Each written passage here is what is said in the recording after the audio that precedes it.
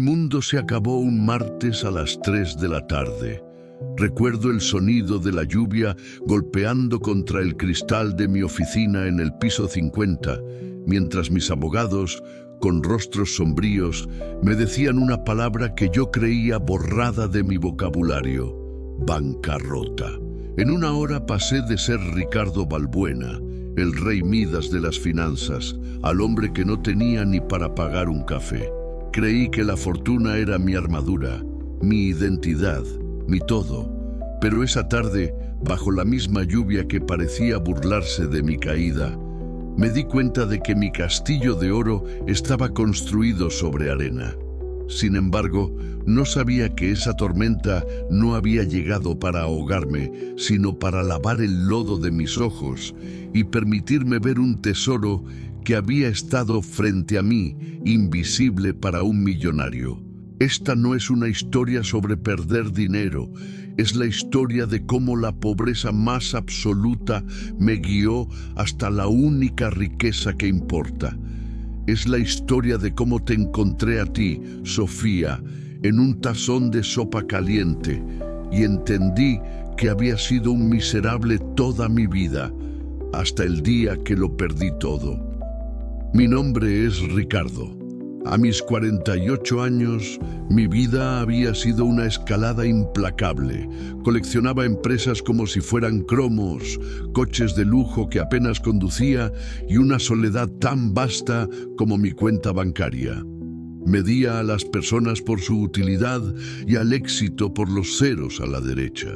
El amor era un contrato y la amistad una red de contactos. En mi mundo, la vulnerabilidad era una enfermedad mortal, la compasión, una pérdida de tiempo. Desde mi torre de cristal veía a la gente de la calle como sombras, figuras anónimas que formaban parte del paisaje urbano, tan insignificantes como las palomas en la plaza. Jamás pensé que yo me convertiría en una de esas sombras. La caída fue brutal y rápida, malas inversiones, traiciones de socios en los que confiaba. En una semana, mi nombre pasó de las páginas de economía a las de escándalos. Mis amigos dejaron de contestar el teléfono.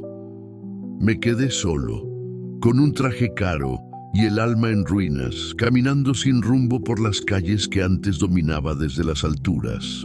Antes de contarte cómo un simple plato de sopa puede salvar un alma, me encantaría sentir tu energía.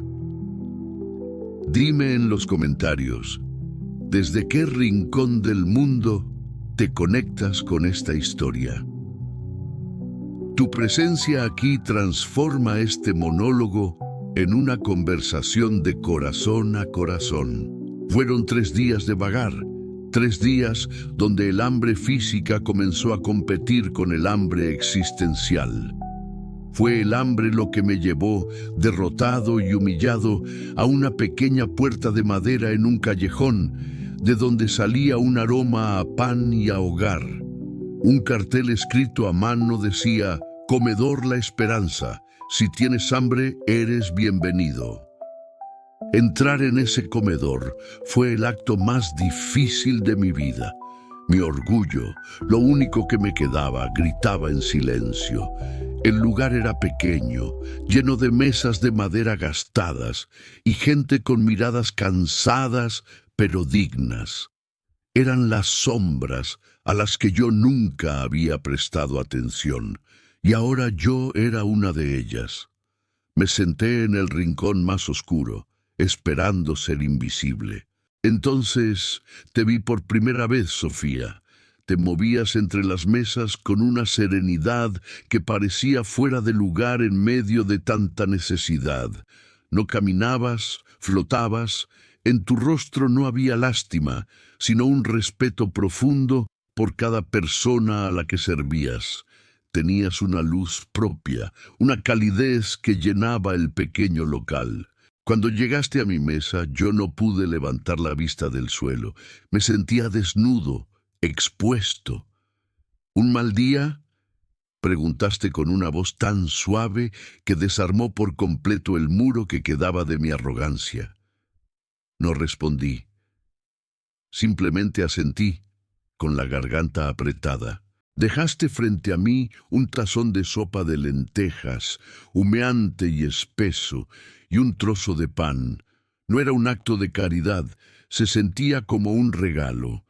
Cuando mis ojos finalmente se encontraron con los tuyos, algo extraño sucedió. Sentí una sacudida, una sensación inexplicable de reconocimiento, como si mi alma te conociera de algún lugar muy lejano, de un tiempo olvidado. Tus ojos no me juzgaron, vieron a través de mi traje arrugado y mi desesperación, vieron al hombre, no al fracasado. Esa mirada fue el primer rayo de sol en mi larga noche. Tomé la cuchara con manos temblorosas y probé la sopa. No era solo comida, sabía a dignidad, sabía a compasión. Cada cucharada caliente era un bálsamo que no solo aliviaba el vacío de mi estómago, sino el frío de mi alma.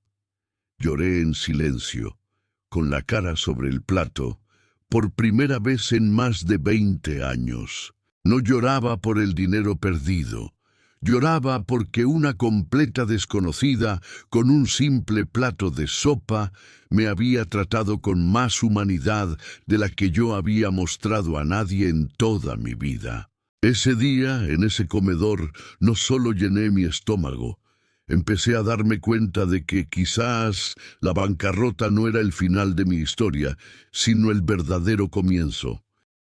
Volví al día siguiente, y al siguiente, no solo por la comida, sino por esa sensación de paz que emanaba del lugar, de ti. Al tercer día, reuní el valor para hablar.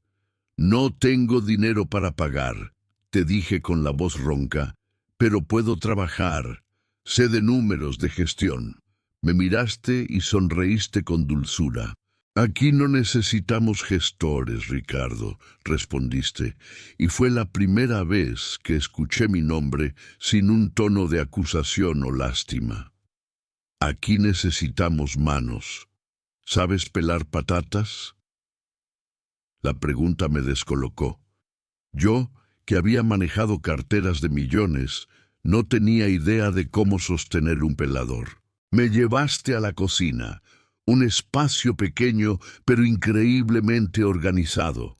Me diste un delantal y me sentaste frente a un saco de patatas. Mis manos, acostumbradas a firmar contratos y a sostener copas de vino caro, se sentían torpes, inútiles. Los primeros intentos fueron un desastre. Pelaba más mi propia piel que la de la patata. Tú te sentaste a mi lado, sin reírte de mi ineptitud. Con una paciencia infinita, tomaste mis manos entre las tuyas y guiaste el pelador. El secreto, dijiste en voz baja, es no tener prisa, es respetar el alimento. El contacto de tus manos fue eléctrico, pero a la vez tranquilizador. Pasé semanas en esa cocina, pelando patatas, cortando cebollas, fregando ollas tan grandes que podría haberme bañado en ellas. Era un trabajo agotador, físico, humilde, y, para mi sorpresa, me encantaba. Cada ampolla en mis manos era una medalla, cada gota de sudor, una purificación. Observaba cómo tratabas a todos, conocías sus nombres, sus historias. Para doña Elvira guardabas el pan más tierno porque le costaba masticar. Para Jaimito, el niño que venía con su madre, siempre tenías una fruta extra. No dabas comida, repartías amor en porciones individuales. Mis conocimientos de finanzas me decían que tu negocio era un fracaso. Operabas con pérdidas, dependiendo de donaciones inciertas. Pero mi corazón, que despertaba de un largo letargo, veía que eras la persona más exitosa que jamás había conocido. Una tarde, mientras barría el suelo del comedor, me detuve a mirarte. Reías con un anciano al que le contabas un chiste, y en ese instante lo comprendí. La riqueza no se mide por lo que acumulas, sino por lo que das, y yo, el gran millonario, era un indigente espiritual a tu lado. Una mañana llegaste al comedor con el rostro preocupado. El dueño del local, un hombre mayor, había fallecido y sus herederos querían venderlo. Nos daban un mes para desalojar. La noticia cayó como una bomba. Para muchos, ese comedor era su único refugio, su única comida caliente del día. La desesperación se palpaba en el aire.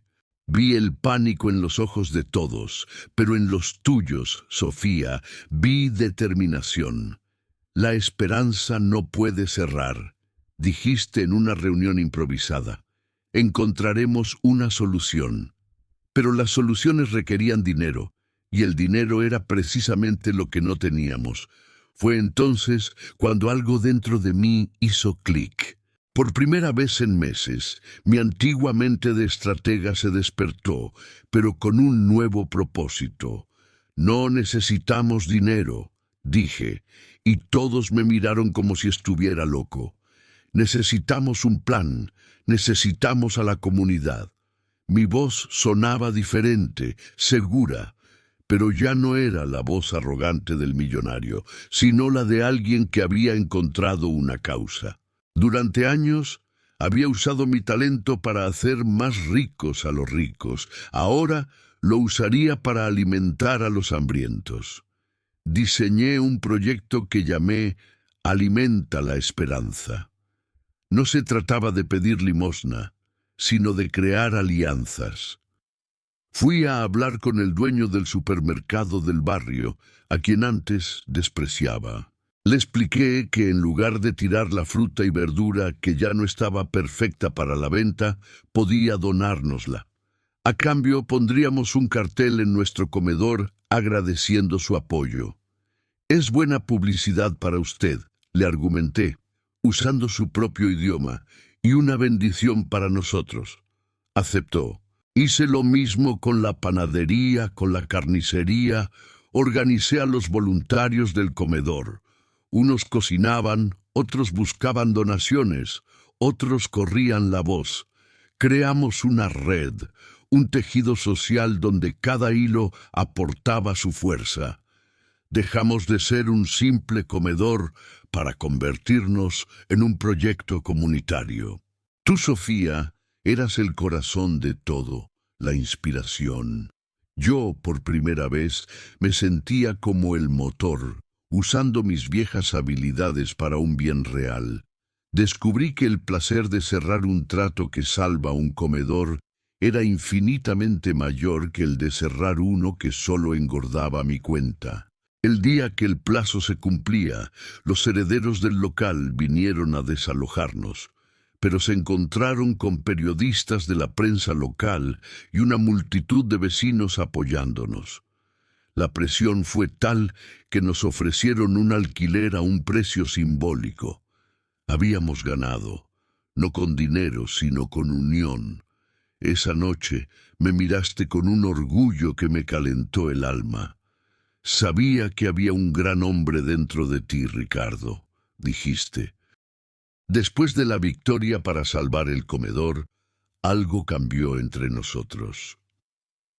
La camaradería se fue transformando en algo más profundo, más íntimo.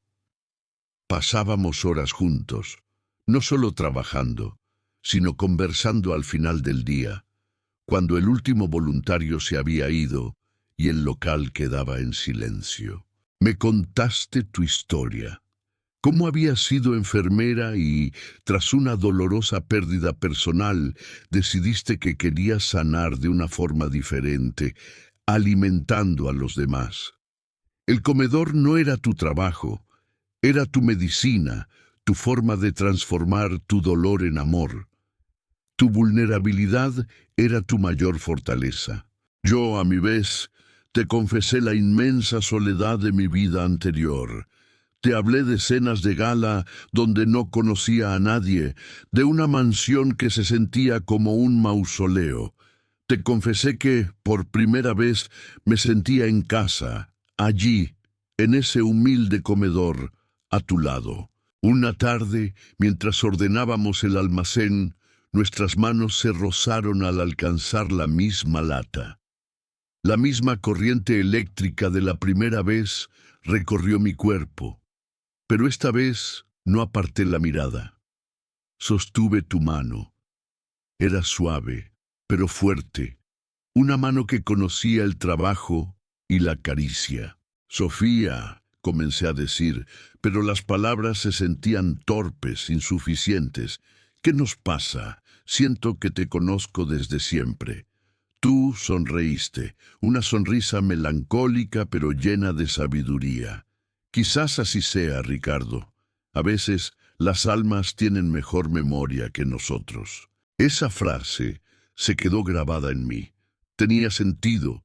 La forma en que nos entendíamos sin hablar, la paz que sentía solo con tu presencia, no era la pasión febril de mis antiguas relaciones superficiales.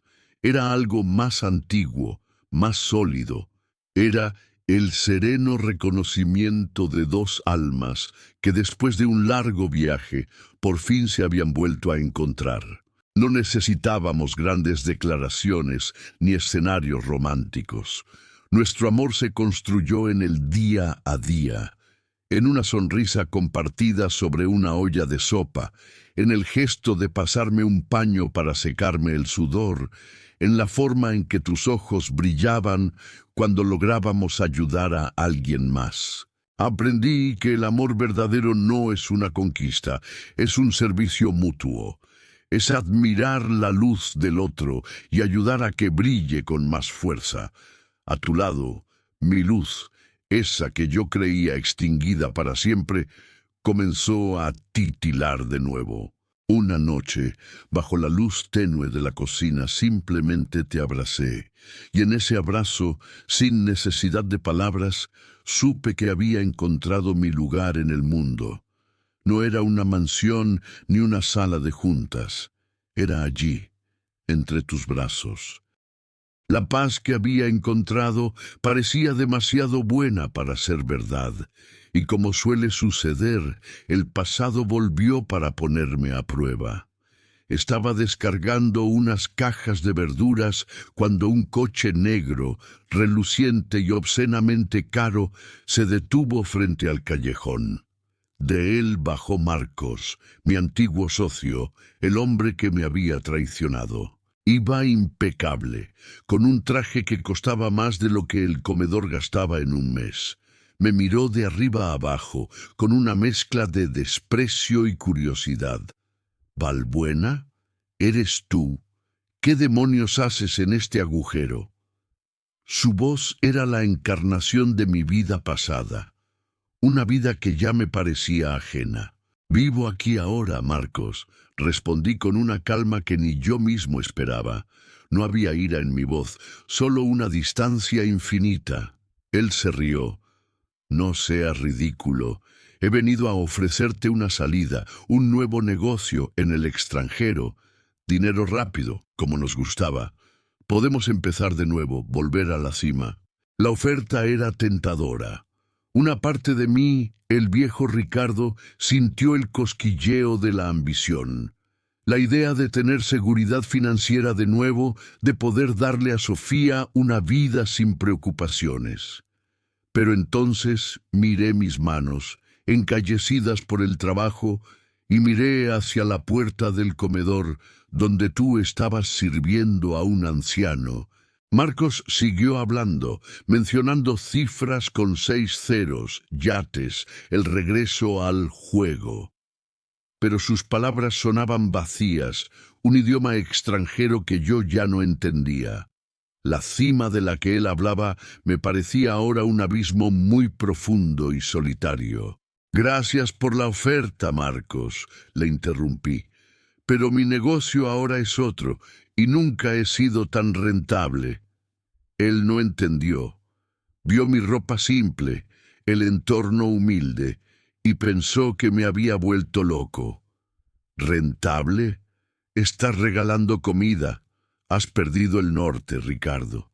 Al contrario, le dije, mirándole directamente a los ojos. Por primera vez en mi vida lo he encontrado. Le di la espalda y volví a mi trabajo, a mis cajas de verduras. Lo escuché maldecir, subir a su coche y marcharse con un chirrido de neumáticos que rompió la paz del barrio. Cuando entré, tú me estabas esperando. Habías visto toda la escena desde la puerta. No preguntaste nada, solo me miraste, y en tus ojos vi una comprensión tan absoluta que supe que había tomado la decisión correcta. La tentación había sido real, pero no era una prueba de mi voluntad, sino una confirmación. La confirmación de que el hombre que era ya no existía. Había elegido mi nueva vida, mi nueva riqueza, y te había elegido a ti. Esa noche, después de que el último plato fuera lavado y la última silla colocada en su sitio, nos quedamos sentados en la penumbra del comedor. El encuentro con Marcos había dejado una estela de reflexión en el aire.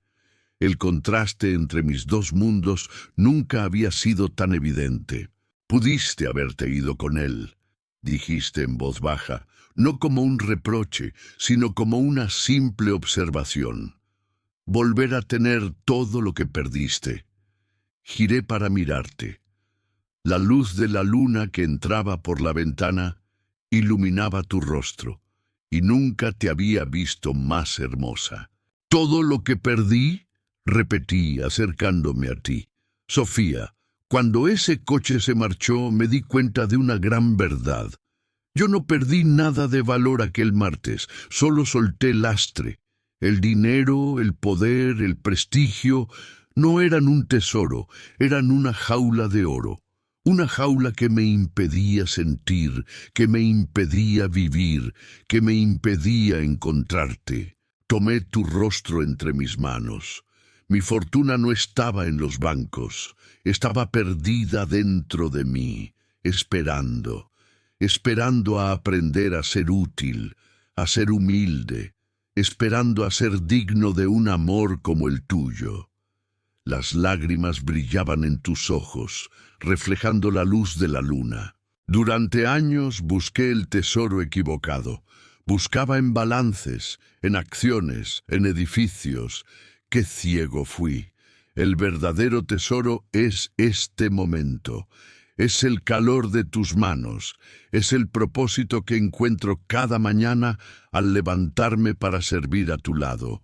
Es la paz que siento por primera vez en mi vida. Me arrodillé frente a ti, no por propuesta, sino por devoción. Tomé tus manos y las besé. Tuve que perder toda mi fortuna, Sofía, para darme cuenta de que el único y verdadero tesoro que mi alma ha buscado siempre eres tú. Las palabras brotaron de lo más profundo de mi ser, una verdad tan pura y tan fuerte que llenó cada rincón de ese humilde comedor. Tú te arrodillaste conmigo, y en medio de ese salón silencioso nos abrazamos. No era el abrazo desesperado de dos personas solitarias, era el abrazo sereno de dos almas que se habían encontrado. Ya no éramos el exmillonario y la voluntaria, éramos simplemente Ricardo y Sofía, dos seres humanos que habían aprendido que la mayor fortuna es un corazón lleno de amor para dar. Hoy, han pasado 5 años. El comedor La Esperanza ya no está en un pequeño local, sino en un edificio más grande que pudimos conseguir gracias al apoyo de toda la ciudad. Ya no solo damos de comer, ofrecemos talleres, ayuda escolar, un refugio. Lo que empezó con un plato de sopa se ha convertido en un faro de luz. Yo soy el administrador. Tú sigues siendo el corazón. Nunca recuperé mi fortuna. De hecho, nunca lo intenté. descubrí que la felicidad no tiene nada que ver con la abundancia de bienes, sino con la riqueza de propósito. Mi vida es más plena, más real y 1000 veces más rica de lo que jamás fue. El hombre del traje caro murió aquel martes de lluvia, y de sus cenizas nació un hombre que aprendió a amar y a servir. A veces, por la noche, nos sentamos en el porche de nuestra pequeña casa, mirando las estrellas, y recuerdo esa sensación de reconocimiento la primera vez que te vi. Y entiendo lo que decías, Sofía. Las almas tienen mejor memoria. Quizás la nuestra llevaba varias vidas buscándose, esperando el momento perfecto, la lección precisa, para poder por fin caminar juntas. Gracias por esperarme.